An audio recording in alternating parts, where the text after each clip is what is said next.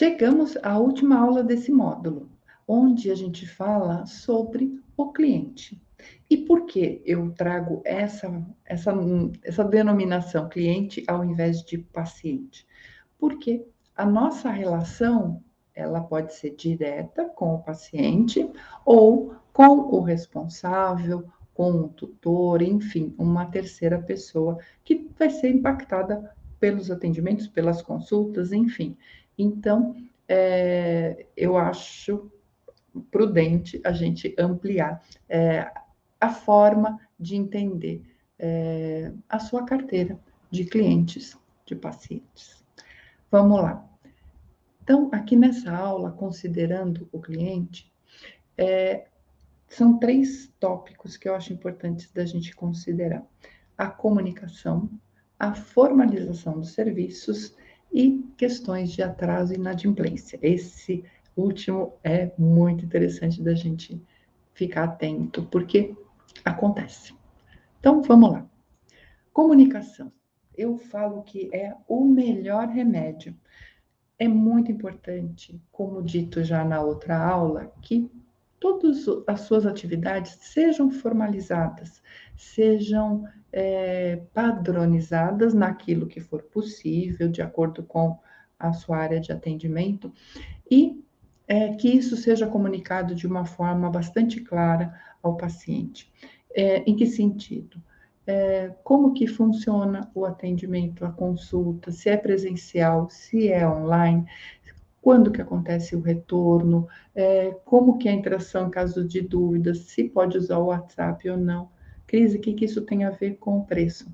Tudo, né? O preço é a consequência do seu atendimento. Então, a fidelização de um paciente também tem a ver com o seu preço, né? Então, é muito importante que a comunicação seja clara, né? Não que a gente tenha que se desdobrar sem sentido para o paciente, não é isso que eu estou falando. Tenha claro as regras, as condições, o que pode, o que não pode, o que funciona, o que não funciona. Não tenha receio de trabalhar dessa forma. A gente vê isso em todos os outros segmentos, né? Quando a gente vai a alguma loja, quando a gente adquire um produto ou um serviço, quando a gente chama alguém ao nosso negócio, ao nosso consultório, né, um fornecedor. Então, é importante que a gente tenha a relação com o paciente também muito clara. E se ele, paciente, precisa de um representante, de um responsável, é com essa pessoa que essa comunicação tem que ser também muito clara. E quando eu falo da comunicação, ela também vai para a questão da formalização, né? Eu já tive, dentre meus clientes, pessoas que perderam muitos recursos porque não tinham formalizado a relação com o paciente. É muito importante, tanto na questão da comunicação como aqui na formalização, tem algumas situações que cada especialidade, cada segmento tem suas particularidades, as suas questões que os conselhos definem, regem algumas formas, né, do que pode e o que não pode ser comunicado, mas na parte da formalização, isso é importante e comum a qualquer segmento. Cabe uma formalização do que vai ser feito. Cris, mas na consulta também? Na consulta, não necessariamente você precisa formalizar um contrato para cada consulta, mas antes, né, na hora da marcação da consulta, enviar como que funciona, formalizar também qual vai ser a situação caso o paciente falte, se atrase, né? Então, isso tudo tem que estar naquela comunicação inicial, no momento da confirmação da consulta. Se o teu tipo de atendimento se desdobra em atendimentos, em acompanhamentos, em atividades que levam várias sessões, é muito importante ter isso estabelecido, isso claro, para que ambas as partes estejam seguras em relação à prestação de serviços, mas olhando o seu lado, o seu interesse, eu recomendo para evitar problemas futuros, como, por exemplo, isso acontece, o paciente vem a óbito e daí se fica sem receber por aquele serviço prestado, porque a família não reconhece, porque a família não sabia. Agora, se você tem uma formalização, não tem do que, né? Não tem como se fugir a essa obrigação, essa responsabilidade, né? Então, por isso é tão importante essa situação e em questionamentos futuros, a formalização do que, né, de situações que podem ser cobertas ou não, enfim. Eu recomendo muito fortemente que a gente formalize, né? Então, lógico, de acordo com a atuação, o formulário, a forma também de chegar a essa formalização, ela tem que ser adequada, mas cabe, então, cirurgias, procedimentos, atendimentos recorrentes, e na própria consulta, também na hora da marcação, deixar claro quais são as condições, a questão de retorno, atrasos, enfim. Ok? E para a gente finalizar esta aula, um item também muito importante aqui é lidando com atrasos e inadimplência. A gente encontra no mercado as mais variadas situações. Quem não cobra por uma consulta inicial, quem cobra por qualquer falta, quem não dá nenhuma tolerância, tanto em relação a tempo como em relação à ausência em si.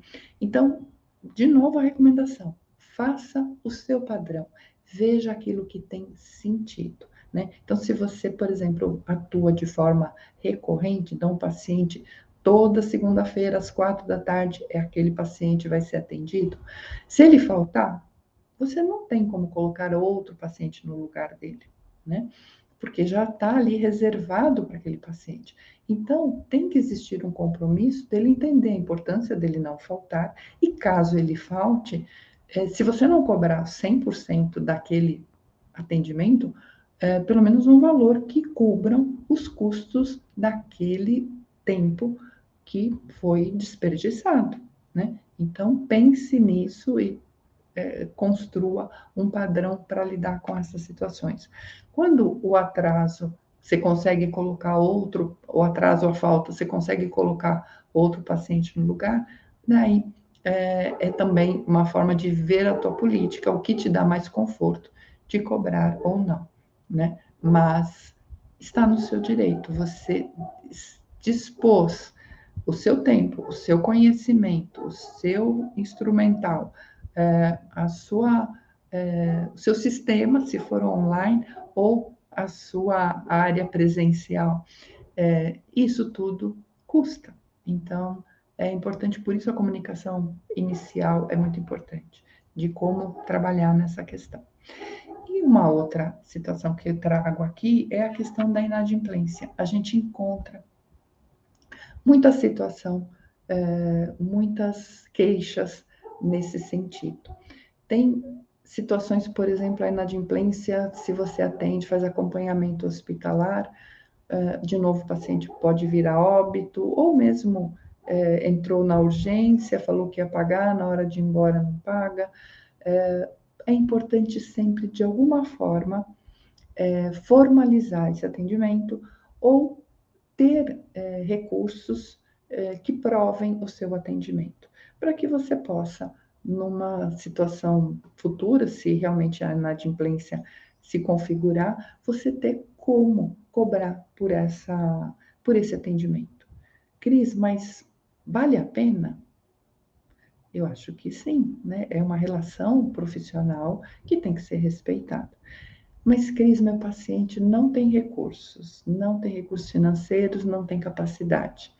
Daí é a exceção. Daí, dentro daquilo que você estabeleceu como padrão, vão existir casos de exceção. E daí tudo bem você criar esses momentos atípicos, essas situações fora do padrão, porque você reconhece que aquele paciente que está ali com você há anos está num momento difícil e você pode facilitar o tratamento dele, o pagamento, como você pode eventualmente facilitar um acerto de algo pendente. Então, vai depender muito da sua relação com o paciente, de como você quer aplicar a exceção.